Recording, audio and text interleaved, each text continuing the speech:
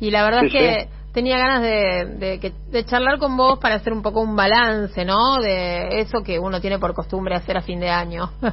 Aunque este es un año muy distinto a otros, bueno, sí tiene su balance, ¿no? El balance, ¿cómo da para vos? ¿Da positivo o da negativo?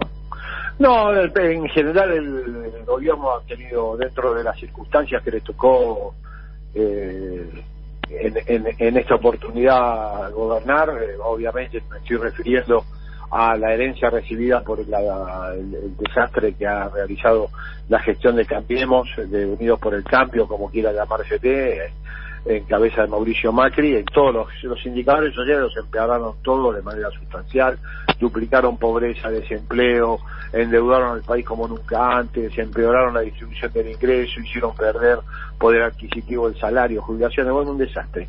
Frente a esas circunstancias, más el agregado de la pandemia, el gobierno ha obtenido un comportamiento correcto, sobre todo en términos de sanitarios. Bueno, ahora el comienzo de la etapa de vacunación ha puesto una bisagra en todas las etapas previas, que fueron, creo, que cumplidas con más y menos, pero de manera adecuada. Pero ahora la vacunación creo que va a comenzar a desplegar, esperemos, el camino final hacia la solución definitiva del tema de la pandemia. Escuchaba tus números, la verdad que son alarmantes. Vamos a ver cómo se enfrenta esta última etapa.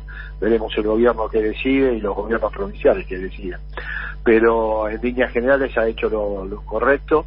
Lo mismo sucede cuando uno analiza la gobernabilidad. Ha mantenido la unidad de una coalición diversa, todos creían que eso no iba a ser posible, y sin embargo hasta el último momento ha gobernado sin fisura, con un liderazgo preponderante como el de Cristina Kirchner. En términos electorales la unidad resulta relativamente más fácil, porque nadie puede sacar los pies del plato en términos electorales, sobre todo viendo que el año que viene hay elecciones estratégicas en octubre, y creo que no hay ningún actor que, librado a su propia suerte, pueda enfrentarlas con éxito dentro de la coalición de gobierno. Por lo tanto, me parece que tampoco la unidad está en este sentido siendo cuestionada, y de hecho no ha pasado ningún tema central que no haya sido tratado en unidad.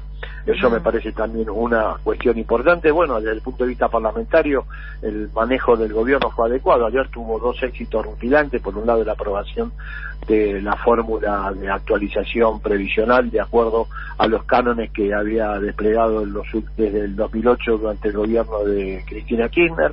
Es un mix de crecimiento, de recaudación y salario, depende del RIPTE o el salario del INDEC, depende cuál de los dos de mejor, para actualizar trimestralmente. Esta vez es una mejora importante la fórmula previsional. Y la otra, bueno, la aprobación de la IVE, que me parece también era para un sector de la ciudadanía una reivindicación muy importante, y el gobierno ha tenido dos éxitos notables. Y por otro lado, la oposición, que me parece ha sido carente de propuestas, obstruccionista, no tuvo ninguna actitud destacada durante este periodo de oposición. Fueron malos cuando ejercieron el gobierno y son peores siendo oposición. Por lo tanto, tampoco se destaca el tipo de oposición que han tenido el gobierno como para poderlo haber hecho aún mejorar su prestancia o su formato de gobierno. En términos negativos, para la nota, a mi juicio, más floja del gobierno fue la falta de músculo en la transferencia de ingresos familiares. Hoy tenemos salarios por abajo de la inflación. Imagínate que el último informe del INDEC que tenemos para septiembre del 2020 hablaba de 31.8% de crecimiento de salarios contra 37% de crecimiento de la inflación en ese mismo lapso.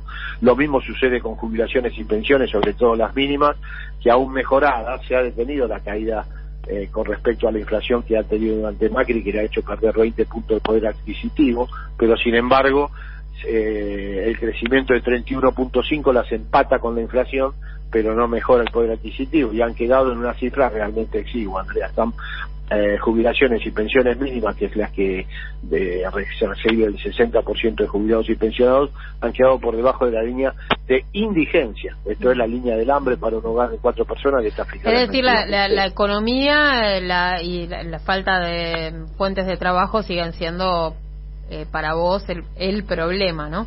Y los salarios, fíjate que el salario promedio es 54.000 pesos y la línea de pobreza es 52.000. Sí. Es el problema. la disponibilidad de ingresos de la familia está muy menguada. Y el salario mínimo recién en marzo en 23.000. 23.000 recién en marzo, sí. Y eso va a ser en marzo ya un salario mínimo que no va a permitir superar la línea de indigencia, que para marzo la proyectamos en 24.500 aproximadamente. O sea, una situación muy compleja. Es el salario mínimo peor medido en poder adquisitivo en términos de canastas básicas desde el año 2002.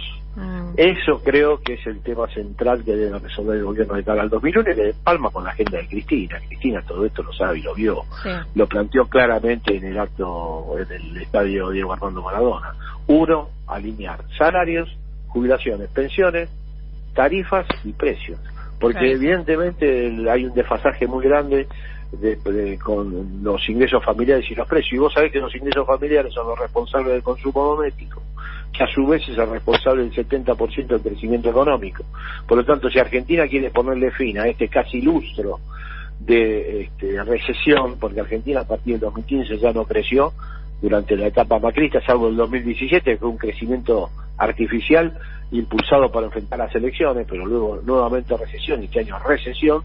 Si quiere salir de este ciclo recesivo, tiene que impulsar el consumo, y el consumo doméstico tiene fundamentalmente un elemento central, que es el ingreso familiar a través del salario, de las jubilaciones y pensiones, o otra forma de transferencia de ingresos, planes, ayuda monetaria a la familia, pensiones no contributivas, lo que fuere. Pero todo eso, ese componente de ingreso está muy disminuido, muy menguado, y hay que mejorarlo, si es que efectivamente que se requieren y se quieren, que yo creo que el gobierno, no tengo ninguna duda que así lo quiere, tasas de crecimiento que estén por arriba del crecimiento del puro arrastre estadístico. Yo creo que Argentina va a crecer, y probablemente crezca más de lo que los analistas suponen, pero la condición fundamental es que los salarios, las jubilaciones y pensiones, por nombrar los 3 componentes más importantes de los ingresos familiares, le ganen notablemente a la inflación.